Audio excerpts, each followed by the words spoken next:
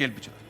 കഞ്ചാവുമായി അറസ്റ്റ് ചെയ്ത പ്രതിയുടെ വാടക വീട്ടിൽ നിന്ന് 1.5 കിലോ കഞ്ചാവ് കൂടി കണ്ടെത്തി. ഇന്നലെയാണ് 14.5 കിലോ കഞ്ചാവുമായി കോഴിക്കോട് തലയാട് സ്വദേശി അർഷാദിനെ പിടികൂടിയത്.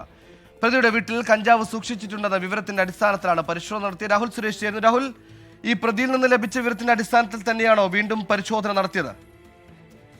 സുഹൈൽ, ഇന്നലെയായിരുന്നു കുന്നമംഗലത്ത് വാഹന പരിശോധനയ്ക്കിടെ ഒരു യുവാവിൽ നിന്നും കഞ്ചാവ് കണ്ടെത്തുന്നത്.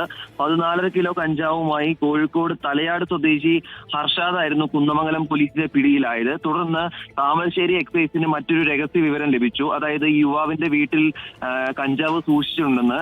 തുടർന്ന് നടത്തിയ പരിശോധനയിലാണ് വീട്ടിൽ സൂക്ഷിച്ചിരുന്ന 1.5 കിലോ കഞ്ചാവ് പിടികൂടിയിട്ടുള്ളത്. കട്ടിപ്പാറ മുൻ പഞ്ചായത്ത് പ്രസിഡന്റിന്റെ നേതൃത്വത്തിൽ വീട് കുത്തിപ്പൊളിച്ച ശേഷമാണ് ഈ കഞ്ചാവ് കണ്ടെത്തിയിട്ടുള്ളത്. ഈ വീട് അടച്ചുപൂട്ടിയ നിലയിലായിരുന്നു. അതുകൊണ്ട് എക്സൈസിന്റെ നേതൃത്വത്തിൽ ഈ മുൻ പഞ്ചായത്ത് പ്രസിഡന്റ് കൂടി സംഭവ സ്ഥലത്ത് എത്തിയ ശേഷമാണ് കഞ്ചാവ് കണ്ടെത്തിയിട്ടുള്ളത്. കിടപ്പുമുറിയുടെ കട്ടിലിനടിയിൽ ചാക്കിൽ കെട്ടിയ നിലയിലായിരുന്നു കഞ്ചാവ് സൂക്ഷിച്ചിരുന്നത്. അതോടൊപ്പം ഈ പ്രതിയുമായി ബന്ധപ്പെട്ട് കൂടുതൽ അന്വേഷണം നടത്തി വരികയാണ്. ജില്ലയിൽ വിവിധ ആളുകൾക്ക് ചെറുതും വലുതുമായ തോതിൽ കഞ്ചാവ് എത്തിച്ചു നൽകുന്ന ഒരാൾ കൂടിയാണ് യുവാവ്. അതുകൊണ്ട് കൂടുതൽ പരിശോധന നടത്തി വരികയാണ്.